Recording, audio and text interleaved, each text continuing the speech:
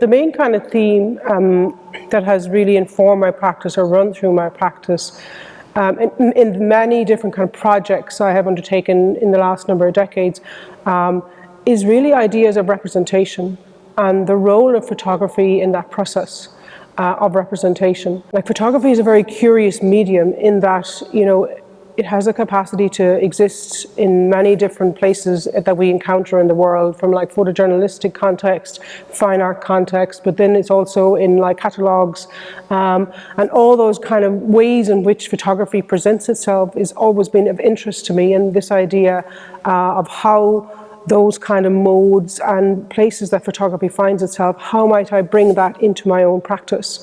So in many ways, like, photography for me is a playful medium, but at the same time it's like curious. It's a curious medium. It's going back to that earlier statement around this idea that, like, what is photography doing? Like, what is it going to do next? And in any of the projects that I have undertaken in the last number of years, there's this idea of like, how can photography be put to work? How can its presence be felt beyond the idea of just documentation alone? So in many ways, like, the themes that run through my practice really center around that. This idea of photography as a tool for documentation on one hand, but also a kind of conceptual tool and an instrument which we kind of think about and articulate ideas. And for me, with photography, I always see it as kind of this medium which is like full of kind of questions. Like, it's both a question and it's a solution. It has limitations and it has possibilities. I suppose in a way in which to kind of, I suppose, articulate those ideas around like the kind of the problem with photography, or the kind of ways in which I have used it in my practice. I'm thinking, let's say, for instance, a project that I exhibited here in the Glucksman in the Part of Vale back in, I think, 2019. The name of that project was Tomorrow is Sunday, and it engaged with my relocation to the family farm after the death of my brother in 2013. And this project was a long time in the making, and throughout that time I became extremely frustrated with photography. Like, what is it doing, and how can it really help me in this grieving process, or what use is it in this kind of like very dramatic, difficult context? So as well as taking photographs of everyday life and the everyday kind of circumstances which I found myself in, I also became very frustrated with these photographs because I wasn't sure how they could really articulate the kinds of the feelings that I had regarding grief and loss. So one of the ways in which I began to kind of engage with that was I created this like huge glossary of terms, an A to Z almost, of the things I would describe as unphotographable. So this text then became a kind of an instrument in which I began to think about, feelings and emotions, and how in many senses the complexities of photographing them. So in turn, that this part of the work became important in that presentational process. So the text and the photography worked in kind of tandem with one another as kind of more than one truth that we associate with the role of photography. And another kind of strategy or tactic that I used in this work, for instance, was I began to use and deploy photography as this kind of in or relating to manuals, and instructions. And photography is very good at that, because there's no emotions then when you think about photography in that kind of way. So I decided to create all these logbooks, or what I describe as logbooks, of all the kinds of things I did throughout. So in one level we have the glossary, which was the unphotographable. We have the photographs, which were kind of problematic because they didn't really articulate the feelings and emotions that I had.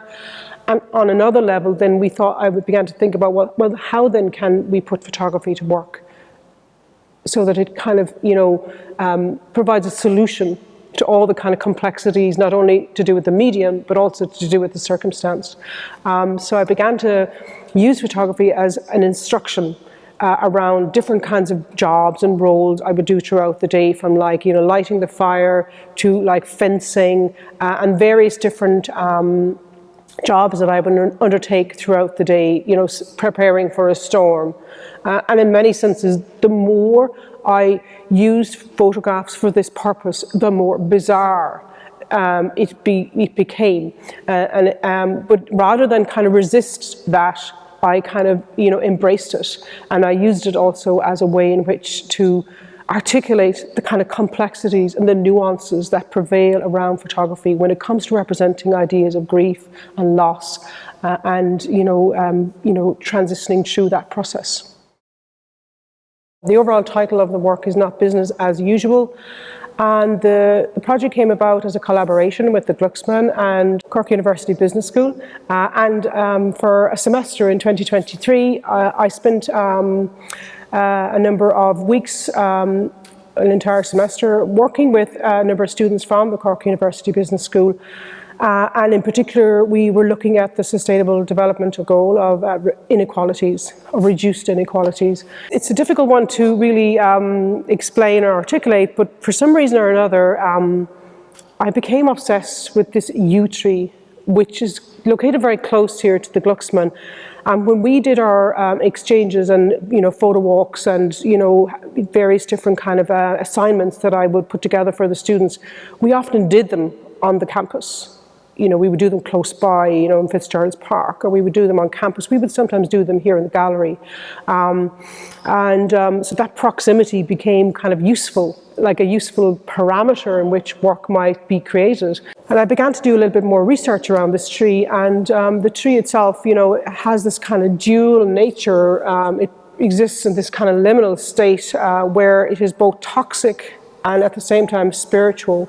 So it has like good qualities and bad qualities. And this is like some of the things that we spoke about with the students, is this idea that where there are inequalities, there are equalities. Where there is rich, there is poor. Where there is just injustice, there is fairness.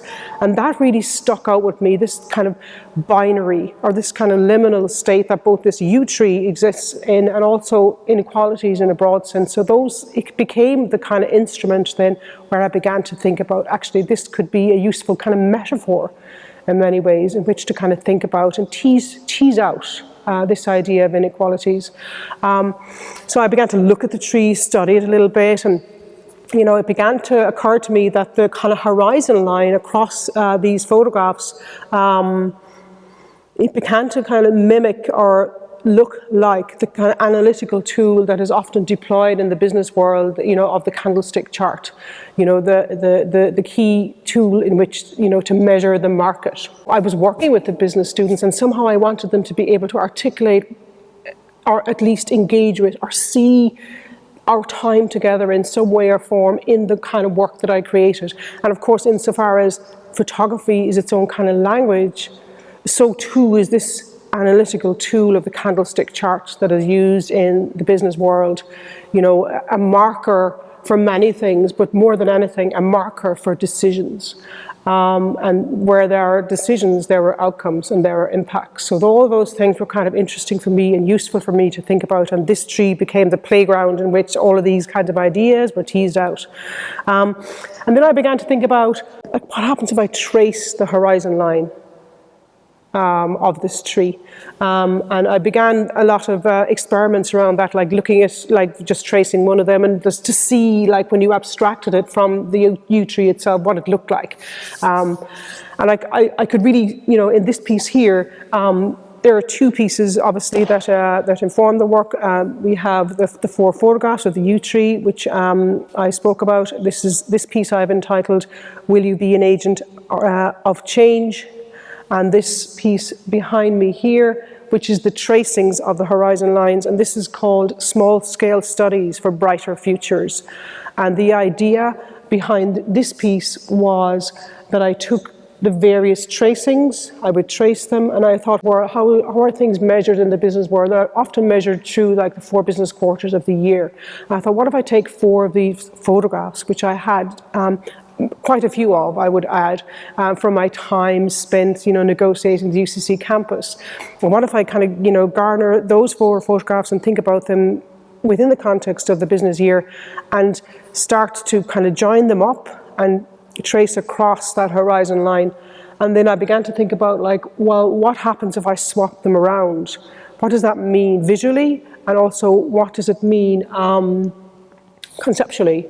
So I began to think about the idea that by swapping them around, there was a capacity for change. There was a capacity for action, the idea of legacy and the idea that of endurance, and that that's something that you create as an artist belongs not only to you, but also to the publics that might engage with it.